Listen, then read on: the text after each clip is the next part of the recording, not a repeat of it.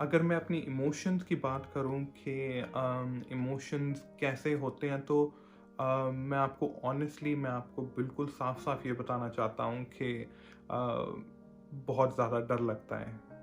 वो इसलिए क्योंकि जब आप अकेले में होते हैं, जब आप एकांत में होते हैं, अपने कमरे के अंदर बंद होते हैं, तो आय आपकी सोच जो है आपको बड़ी अजीब-अजीब जगह लेके जाती है। मुझे याद है जब 5वाँ और छठा और 7वाँ दिन था, तो मैं किस तरह अपनी फैमिली के बारे में वरी करता था। मैं ये सोच रहा था कि लाइफ इंश्योरेंसेस ले लेनी चाहिए, और मैं ये सोच रहा था कि आने वाले टाइम में क्या होगा और कितने पैसे छोड़ के जाएँगे। तो आई थिंक इट्स नॉर्मल, क्योंकि ऐसी चीज़ें बिल्कुल दिमाग में आती हैं। पर अच्छा ये था कि मेरी वाइफ़ में काफ़ी सपोर्टिव थी, और मैं बिल्कुल उनसे सीढ़ियों के ऊपर बैठ के हम लोग बात करते रहते थे शाम को जब हमें मौका मिलता था। अम, तो मोस्टली डर लगता है, और डर भी ऐसा होता है कि क्योंकि आपको पता नहीं है कि आपके साथ होने क्या वाला है आगे।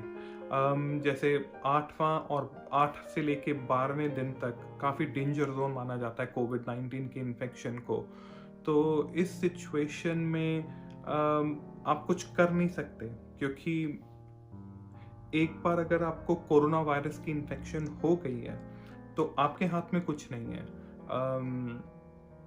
जो करना है वो कोरोना वायरस ने करना है और वो भगवान ने करना है। आप सिर्फ वहाँ पे बेड पे लेट के सिर्फ प्रार्थना कर सकते हैं।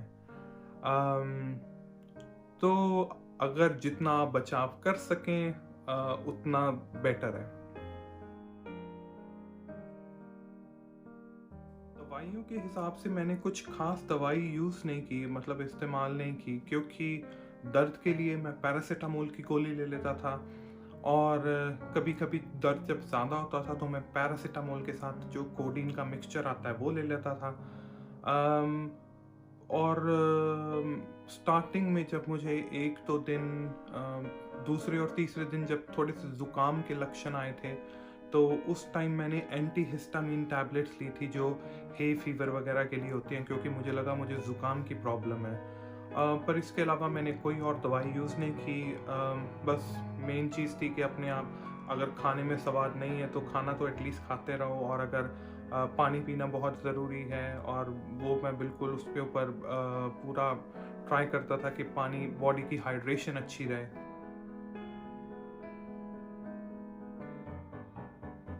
आज के टाइम पे पूरी दुनिया में, पूरे विश्व में 5 लाख से ज़्यादा लोगों की डेथ हो चुकी है। तो ऐसी सिचुएशन में कुछ कंट्रीज़ में कोरोना वायरस कम भी हो रहा है, और कुछ कंट्रीज़ में कोरोना वायरस की इन्फेक्शन बढ़ती जा रही है। पर जब मैं न्यूज़ देखता हूँ इंडिया के बारे में, तो मोस्टली मुझे ये रियलाइज़ होता है कि लोग काफ़ी लापरवाह हैं। मेरे से काफ़ी लोगों ने क्वेश्चन पूछा था, मेरे अपने रिश्तेदारों में से, अपने दोस्तों में इंडिया से, कि क्या करना चाहिए, कुछ है ऐसा अगर जो किया जा सके, तो जिससे इन्फेक्शन के चांसेस कम हो।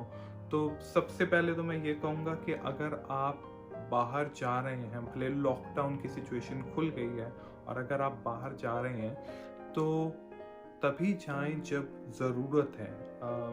और फालतू में बाहर जाने का कोई मतलब नहीं बनता, क्योंकि किसको इन्फेक्शन है, कितनी डिग्री की इन्फेक्शन है, और कहाँ पे आपको वायरस से कांटेक्ट हो सकता है, इसका कुछ पता नहीं।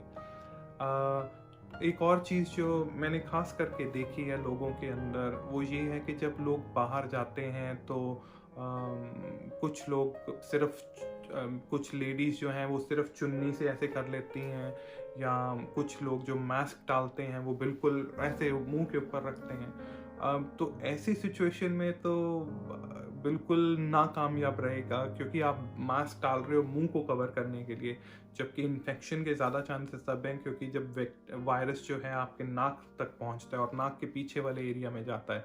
तो अगर आप मास्क डाल रहे हैं तो प्लीज़ पूरा मुंह कवर करके रखें। और चुन्नी, कमीज़ और इस तरह के रुमाल, इन चीज़ों से मेरा नहीं ख्याल कि इन्फेक्शन पकड़ने के चांसेस कम हैं, क्योंकि आप थोड़ा टाइम के लिए रखते हैं, उसके बाद में छोड़ देते हैं, फिर घर आते हैं तो आपकी वही चुन्नी आपके सोफ़े के ऊपर, आपके बेड के ऊपर, वही रुमाल आपके किचन के टेबल के ऊपर या ड्राइंग रूम के टेबल के ऊपर। तो आप एक्चुअली बाहर के कंटामिनेशन घर के अंदर ला के उसको ज़्यादा चांस दे रहे हैं कि वो घर के अंदर फैले।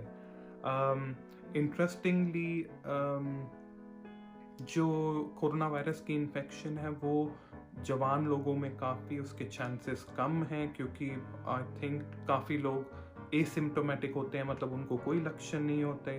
पर डेंजर सिचुएशन तब है क्योंकि जब आप घर आते हैं, आपके घर में आपके माता पिता, आपके दादा दादी हैं जिनकी उम्र थोड़ी ज़्यादा है। मेन जो डेंजर है वो उन लोगों को है, क्योंकि हो सकता है उनकी बॉडी कोरोना वायरस की इन्फेक्शन से रिकवर ना कर सके। दोस्तों, अगर आपको ये वीडियो अच्छा लगा हो तो आप इस वीडियो को लाइक करें। अगर आपको लगता है कि इससे किसी का फ़ायदा हो सकता है तो इसको शेयर करना मत भूलिएगा। और emed4u.com की टीम के काफ़ी सारे डॉक्टर ऐसे एजुकेशनल वीडियोस बनाना चाहते हैं जिससे हो सकता है आपका फ़ायदा हो। तो ऐसी सिचुएशन में हमारे चैनल को सब्सक्राइब करना मत भूलिए। धन्यवाद।